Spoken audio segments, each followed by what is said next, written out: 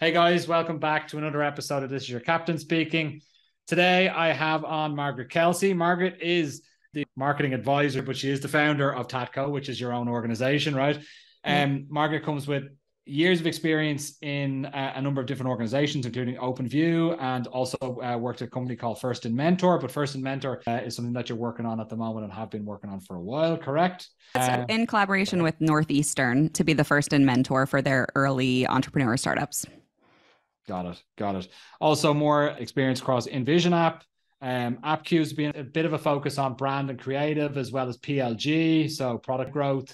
And over the past couple of years, you started your own company, as we mentioned before, in TATCO, which is going and advising companies on how to be better at marketing, basically, and how to build scalable, effective marketing programs. So tell us a little bit about that. Let's start with that journey in terms of starting your own business. How was that? Yeah, it's been a lot of fun. So I left OpenView a little bit more than a year ago with this idea that I was going to try to see if I could build a business just advising and working with founders and heads of marketing at B2B startups to help them with marketing strategy. It's the thing that I felt most impactful when I was at OpenView. Most of my work at OpenView was marketing the firm itself and not doing advisor work for our portfolio and prospect companies. But when I got the opportunities to do some of those calls, those were definitely where my heart was bringing me. So I have left a little bit more than a year ago and have had over the last 13 or so months, probably 9 or 10 clients. Most people stay with me for about 6 to 8 months, but I don't lock people into contracts. It's month to month. And I advise on everything from building a marketing strategy, thinking about the machine instead of the tactics, analyzing to make sure that the team has the appropriate level of talent and that we're building plans and resources to actually make strides against the marketing strategy that we've put in place. And so it's been a lot of fun, and I can't imagine doing anything else. When do companies normally come to you? So anytime that there's a transition in their go-to-market motion, I'm really comfortable from building 0 to 1 and 1 to scale. Once it gets to like past scale and you're just tweaking efficiency, I'm kind of bored. So I would say after a Series C, I'm probably less helpful. But everything from building a V1, coming out of stealth mode, all the way up to Series C. But interestingly enough, I'm seeing more and more companies that have been bootstrapped historically and maybe are raised a little bit of growth funding from a PE firm or from some other angels, and they're ready to kind of turn on the engine. And so usually it's in that sort of transition where they have something that's up and running, but they have funding or they're at an inflection point where they're ready to really invest in marketing and build that growth machine. That's interesting. Seeing those companies that are ready to invest in marketing that haven't, as you said, received any VC funding is interesting, but especially interesting nowadays because everybody's going towards profitability, right? So those companies are seen like unicorns. So when I first started my career in tech, like 12 years ago, whatever it is now, it was all about burn. Yeah. Doesn't matter how much you spend as long as you get new logos on the wall. And now it's more like, oh, don't burn any cash. Like, let's grow efficiently. Like 30% year on year growth is acceptable. Anything that's not 100%, like before it was anything that's less than 100% growth is, oh God, you're failing miserably, right? I guess you're also seeing that as a knock-on effect in terms of how you're working, right? Yeah, I think it's very interesting to see how the industry has shifted, to your point, over the last 12 years, the last decade. And I completely agree with you. I think it used to be all about growth at all costs. And now the companies that have survived the last couple years, they were actually the ones that were growing really efficiently, that bootstrapped, that found product market fit super early and didn't grow beyond their means. And I think that marketing motion actually looks a lot different too. A lot of the bootstrap companies that I'm seeing early on invested in community programs and word of mouth programs and affiliate programs. They really understood this virality and tapping into how human beings talk to one another to communicate, rather than how to just spend a lot of money on, let's say, broadcasting ads or trying to force people through a demand gen function. And so what I've seen is that these companies actually have invested in their marketing programs, their 0 to 1 marketing programs, much differently, and have a much more solid foundation on which to build now this growth machine. What's typically when you come into those organizations that have been bootstrapped, for example, or have just received some private equity, what are the programs that you're looking to put in place immediately? Let's say we're starting with very little, right? There's maybe a handful of marketers, they're probably all chasing their tails a little bit. You have founders that are trying to push them around. The founders like, why isn't this working? This thing that I told you to do that I don't really know much about. What is your playbook when you come in from day one in that case? Oh, so you've met those founders too. I think every founder I've just described, right? Yep. I don't think I've ever met a founder that's not that way, right? It's normal. Yeah, I think it's tough. And I think the thing that's tough about that is that the marketing tactics are so visible by their very nature. Where like the tactical application of marketing, everyone can see it. And so if you think that that's what marketing is and have never learned that there's a strategy or a machine behind it, I think it's easy to fall into. So what I normally do is I go in and I try to align with the founder on what marketing is, take away all the buzzwords. What are we trying to do here with marketing? And essentially it's two functions. The first is, can we saturate channels that our target audience already lives in with a message that resonates frequently and consistently? And so it's not even about conversion yet. Some people call this brand, but again, I want to get away from buzzwords because if I say brand, some people think arts and crafts, some people think logo. So it's really channel saturation. And the goal there is to build awareness and affinity with your brand. And that happens by repetition, right? So it has to be a message that resonates and it has to be frequently and consistently in the channels that your target audience already lives in. The second piece of marketing is, can we identify signals of readiness and can we get that person to do the thing that we want them to do? If it's a PLG motion, can we get them frictionlessly into the product? If it's a sales-led motion, can we get them to respond to our BDR's email? So that second piece is a different type of marketing, right? It's this conversion piece of marketing. And we can always debate over within separate organizations, what's the right level of investment in these two functions. But marketing essentially should own both of them. And both of them are important in order to build an actually effective marketing program. And I think that first piece, now that I'm to your point of bootstrapped companies, it used to be that I'm going into VC-backed companies and I'm trying to get them to understand that first piece of just channel saturation and resonance. And I go into bootstrap companies and they've usually built that piece and they don't have the signal identification and conversion piece in play. And so it's like almost like bootstrap companies have built that saturation piece. VC companies had overly built that identification and conversion piece. And the happy medium is that you have some blend of both. Got it. I think on the bootstrap companies and the channel saturation, I think they've probably managed to get some level of channel saturation, but there are normally others that are operating in the same space that probably have received VC funding that are the monsters within the space that have complete channel saturation. And they're trying to take away that a little bit. Do you have a playbook to try to go in for that example with the bootstrap that's trying to get that channel saturation, but there are major players in the market? A simple example is if you're talking about in the marketing automation space, right? You're going to have Salesforce Marketing Cloud and you're going to have Oracle and Adobe in there. And then you're going to have 500 others that are competing within the mid-market space. And some of those within that mid-market space have received little funding, no funding, quite a substantial amount of funding as well. They're also trying to compete in that mid-market space. For those ones that have been bootstrapped and are operating in a space like that, they're trying to gain that saturation.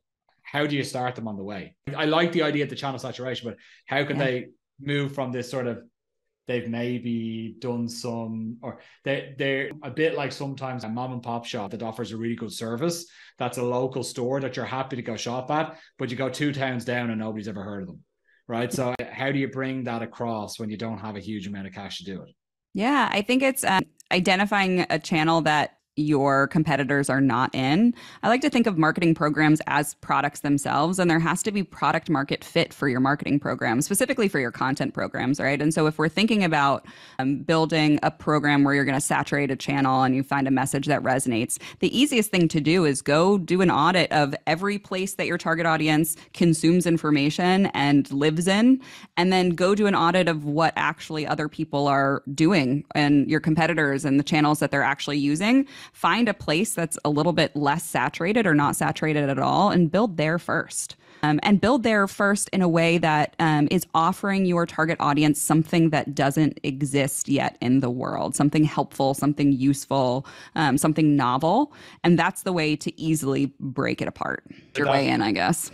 Yeah, I fully agree with that. So I was sort of a loaded question as well for myself because I've worked extensively in that space as well. And things like we used to do one of the companies that I worked full-time at in the past, and we did like direct mail drops but we spent a lot of time and effort and thinking through what that direct mail drop will be. We're not just sending all some old plastic shit to somebody. We're doing things that are well thought out, and it's almost like an attack on our competitors. And it was at a time when nobody else in the market was doing it. And actually we managed to win some deals off the back of that with larger brands that were working with those monsters, but we managed to get our foot in the door a little bit because we were being a bit more creative.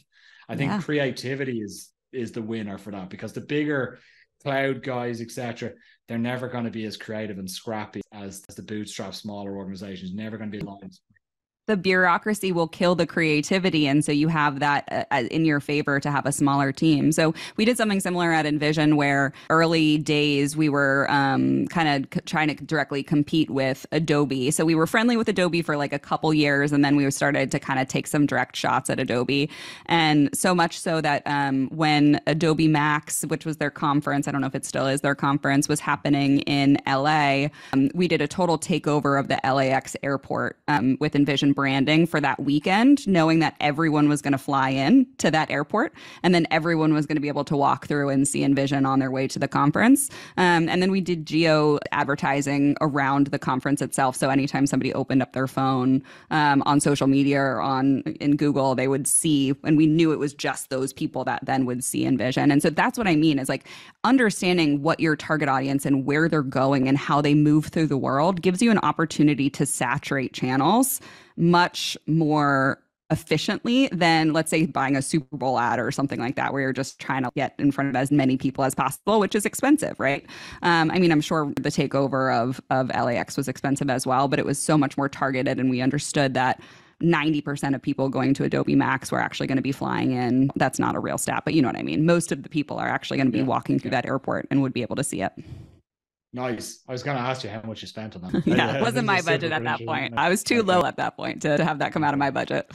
That's a super awesome idea. It's a really great idea, though. I fully agree with it. Okay, let's go. Let's change pace onto something else just a little bit, because you've mentioned as well that you like to see an overlap between internal culture and external brand, right? I also understand that, but I think it's also very hard to get across what's important to a team internally and how that translates into the outside world in terms of how people see your brand, right? There are certain elements that come across in terms of when you have touch points with somebody from an organization, and you can see that they're clearly happy, and you see there's a certain ethos within the organizations. But it's hard to bottle that and get that out across that channel saturation, as an example, right? It's hard to do that. So let's dig into that a little bit. Something that you mentioned is your pet project. So tell me a little bit about that. I think this is really interesting, and it definitely has to come, when I've seen it most successful, it comes from a founder, right? A founder is absolutely obsessed with the problem that they're solving and who they're solving it for. But the best way that I see this, and I like to think about it, is values as shared decision-making framework. And the values within your organization are values that you can use to make decisions on who to hire, how to set up marketing programs, what to prioritize, and even what to bring into the world in terms of brand programs. And so when I think of all of those things as one, it's not that the talent team has some values that they like to hire on, and then the culture team has some that they like to talk about, and then the brand team has some that they talked about, and then your audience and your customer base have different values, right? Ideally, all of those are the same, and that's what creates that sense of belongingness and affinity with your target audience, is the fact that like your target audience would actually probably want to hang out with the people that work at your company because there's this shared value framework, right? And so I oftentimes try to think about like how to make things more simple, how to make things more streamlined. And I do think that this is a place where if you set up one kind of set of operating rules around shared values, everything gets easier, right? Everyone knows that we would make similar decisions in a similar scenario because we value the same things. And so you also know that everyone that's at your company likely is showing up in the same way, right? And I think that's especially important right now, as there's so many more people that are investing in their own personal brands, that have more access to bigger audiences than ever before on social media, that it could be that your social media marketer or your intern that you just hired in actually has a huge platform that they're able to talk to a lot of people. And the more that you can make sure that the way that you're hiring in and the way that you're making decisions internally are around the same values, the more likely you are to not get into some sort of PR brand crisis, right? Because you know that they're probably going to operate from that same set of values. So you think it's founder, which is normal. So typically I would say either founder or CEO or C-suite led when it comes to setting the values, right, of the organization, because they're the ones that are going to be ultimately the ones that are going to roll it out. Now, there's nothing worse as well than values being set out across an organization and the C-suite don't care less about them and they do whatever. Yeah, they never mention them again, or they don't mention They've them. They've got their values. Yeah, exactly. They've got their values and the company has its values. Or they're so distilled down to nothingness that they don't matter. That's the other thing I've seen with values is they're so bland. They're so absolutely bland that they could never possibly turn off anyone. And that means that they're not effective, right? Because if we're going to say that we value speed, right, that essentially will negate some people to work at the organization, some people that want to have a slower pace of life or a slower pace of whatever. And so I think the best thing that you can do is make sure that those values aren't too filtered. Also, I would say as well, one thing that springs to mind when we're talking about this is also don't make them too cookie cutter.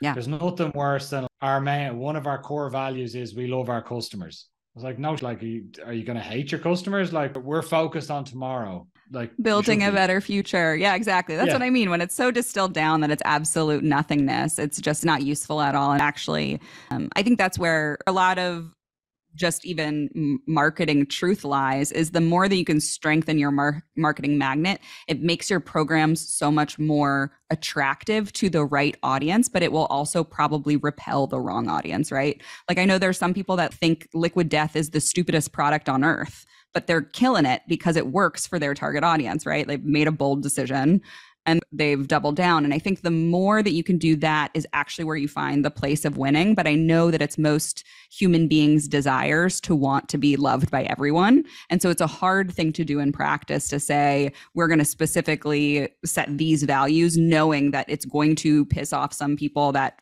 may never work at our company because they're not going to actually be aligned to this way of thinking.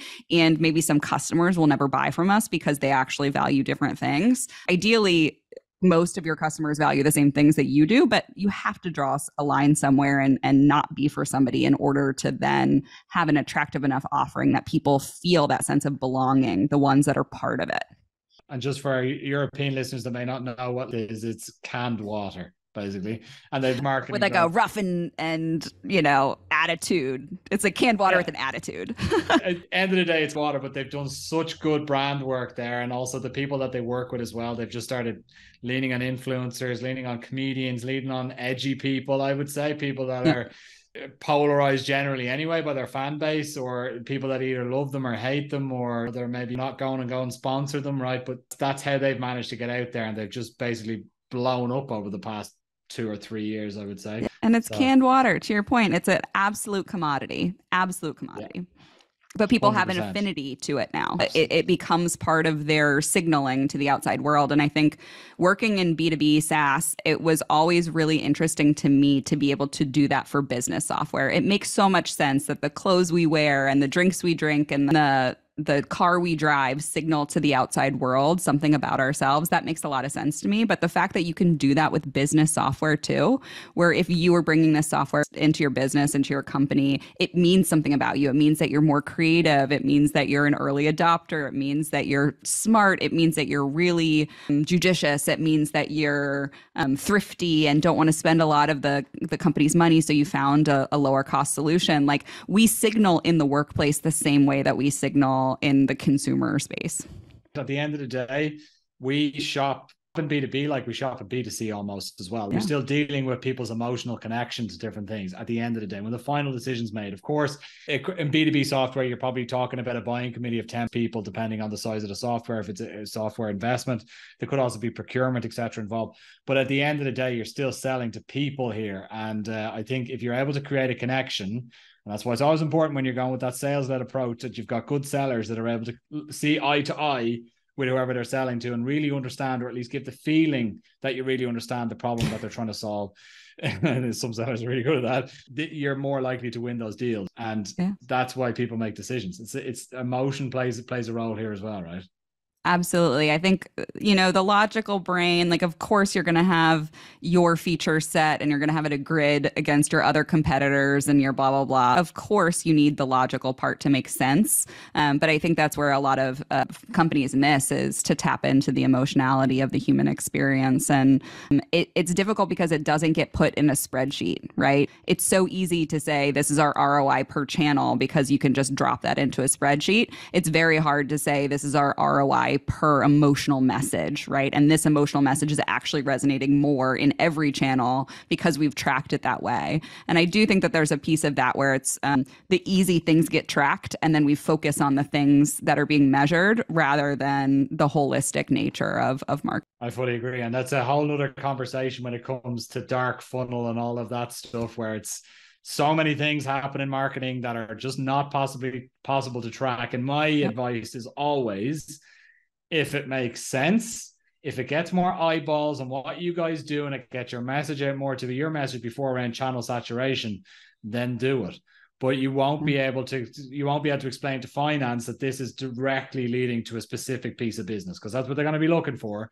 But as long as you've got buy-in to say, if it makes sense, do it. Like, use common sense when it comes to these things. More eyeballs is good. If it gets more eyeballs in your buyer persona list that you're looking to target, do it. Well, and that's why I've specifically tried to speak and split those things off from one another, because I do think absolutely let's track conversions. Let's make sure that we're increasingly becoming more efficient with our spend across that conversion pathway. But you do have to also invest in that channel saturation piece. And again, we can have lots of conversations of whether it's 25% channel saturation, 75% investment in conversion.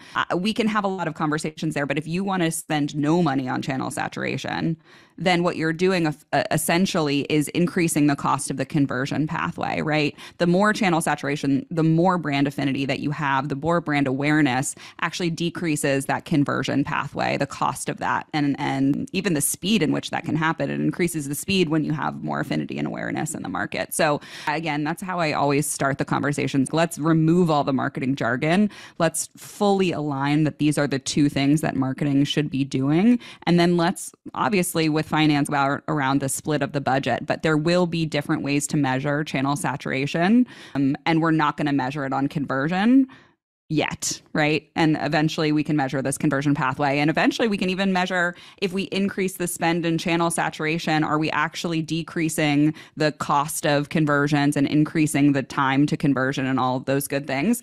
Once we've set up enough of a marketing machine that we can establish that, we can play and even show the ROI of investing in that channel saturation.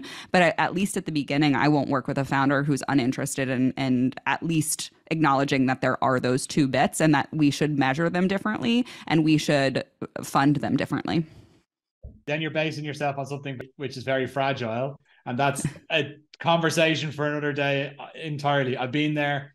Yeah. Patience with founders, patience with CEOs can be tough. There's plenty of things you can do to mitigate that. You've mentioned some of them, but unfortunately our time has run out. So I'd love to have you on again where we could chew the fat a little bit more around that.